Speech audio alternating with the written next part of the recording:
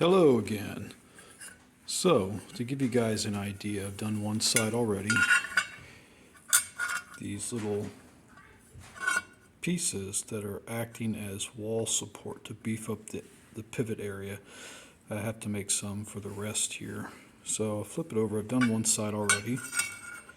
If you look in there, you'll see that the stem protrudes through, and that is at the drill diameter. So what happens is when I re-drill, that pops off.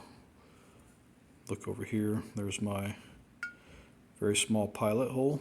And so what I'll do is I'll stick it in the middle here, center up, nothing real scientific here, center up with the drill that this pilot hole is made with. Move the table to where it centers up. Once I've got it, I put my through drill, and then it's done. So these were brazed on. They're not going to go anywhere. They've been brazed. I've got to clean up some of that slag and stuff, but that's no worry. I did put it on the buffing wheel here, or actually with the wire wheel rather, and clean it up before I did this. But there you go. I'll get this other one done and shall continue. As you can see, I've got it set up to where that will follow right through that pilot hole. The next step of action here is to go ahead and drop that out.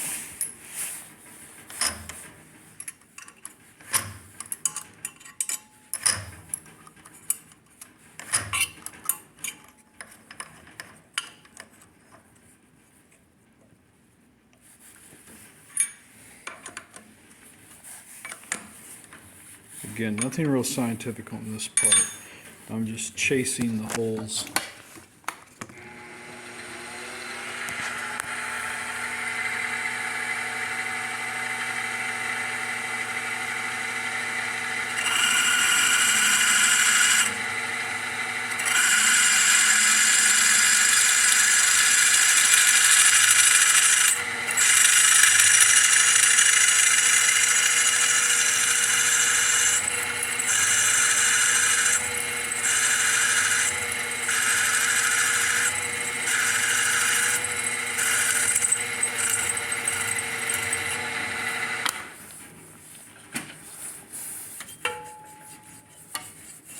There we are.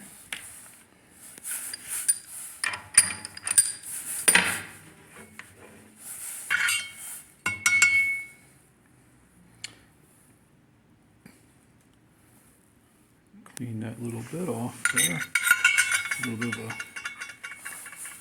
a metal booger hanging. Not to worry though. I'll just pick that off. So, still hanging on a little bit there. But there you go. That's going to be the lever screw anchor point to beef that area up. I've also made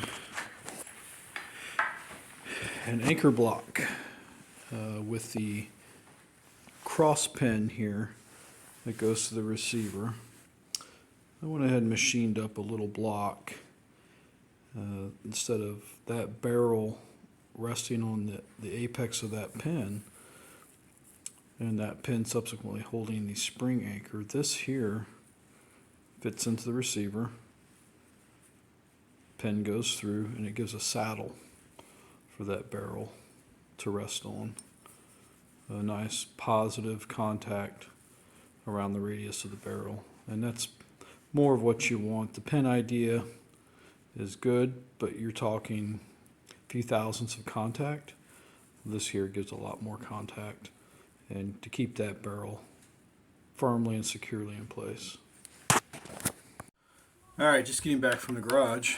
It's Saturday the 29th.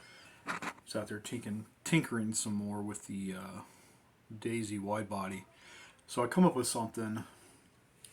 I figured it'd be worth a shot. I'll show you. Rather than rely on this little pin in the front that This is my mock pin I made here. Instead of relying on this little pin in the front for the spring anchor to rest against and support the tube, decided to get a little creative, and came to me yesterday when I was laying in bed on something to make. So I made this little saddle block. Machined it up. It's brass, and wire wheeled it to get my tool marks off. So what this does is this will, the notch in the front, one side of this faces the muzzle, and that's going to be for the spring anchor to have a place to slot against. And what this does, if we look in here now, voila. So what this is going to do is it creates a full support around the barrel, the faux barrel, the shot tube holder, if you will. So the tube slips into the receiver, and this saddle, instead of relying on the apex of that pin, the top part of the radius, the apex, meeting the bottom apex of the tube, what it's going to do is it's going to cradle that tube assembly. So I did wire wheel this up to clean it up. It's really good shape, no pits. I'm pleased by that. So we'll slip this in, and if you look, it rides right on there. So let me get this fitted here so I don't knock my phone over. Let me get my rear pin.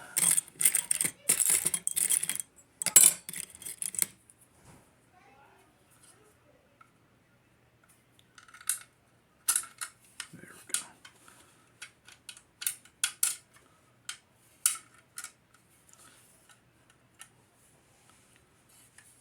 So, just like before, where this pin runs through, but with the addition that we have a full cradle support around the tube instead of a few thousandths of an inch touching the two apex radii coming together. This is going to put the load for stability on that saddle block. Not that there's much anyhow. And this here, we'll get this fitted here. It's kind of hard to do here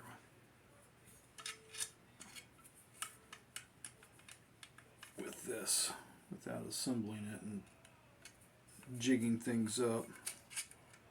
Alright.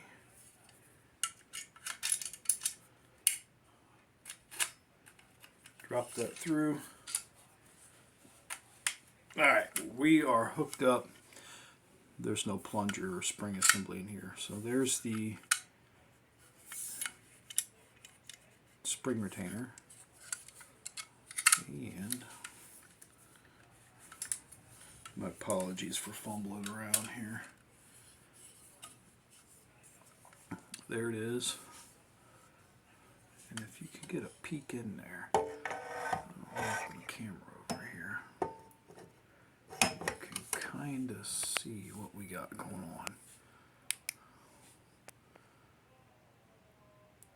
inside there. The spring retainer, it has that slight bend in it to curl around pins and things like that. Luckily Daisy doesn't really change the design of them across their models. They're pretty universal, I've found, maybe with the exception of the Model 25.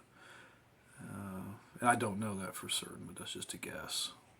There, you can see it wraps around the pin. That slot in the block gives the spring anchor a place to rest between and reside. And our block gives that additional support. There's no way I would have been able to machine that up eyeballing. I had to actually use the DRO on the mill, touch off on things, and get everything pretty much on point. And I got it pretty spot on. It doesn't move at all. So that's a nice little added feature, that little device there, and I'm really tickled with that. The other thing to show you guys, did it in the garage, and preceding this video, it's tied to this video. I have to edit it together. Kind of did a little explanation on these little pieces. Pin out. Got pieces falling everywhere. There. So, got to clean this up. I took the wire wheel a little bit. I have to get a Dremel wire wheel, get in here and clean off that slag. So I did braze these on with some Stay Bright braze, which requires about 1100 degrees. These little top hat devices pop in the hole, and it had a little pilot hole, about an 1/8 inch pilot hole, and I just re-drilled through them with the drill bit, finished size. So what we end up with is an anchor point. So on this lever, I have to make some more for these other pins. On this lever, which is actually a pretty significant load point,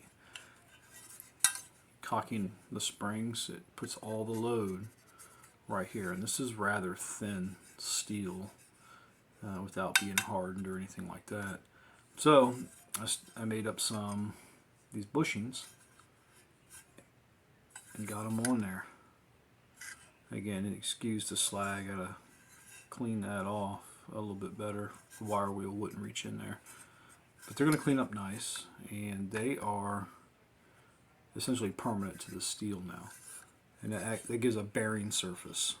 So when the Chicago screw goes together to hold the lever, that's going to give a load point for this lever to act against, and subsequently making this way, way stronger. The hole won't oblong over time, oval out, and get out around.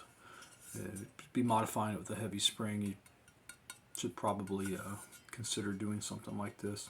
Now I will say the Daisy Red Riders, they use double steel. They have a little folded over part inside there in the lever. Each side of the lever slot's made up of 2 pieces of steel, which is pretty good. I've not seen any of those oblong, but on this here being one stamped piece of metal, I figured I'd make that a little more stout. There she is. And the screw heads won't be any bigger than the diameter of these. They'll go right on there. Rest on it nicely. So far I'm pretty tickled. Well, that's all I got for now. Adios.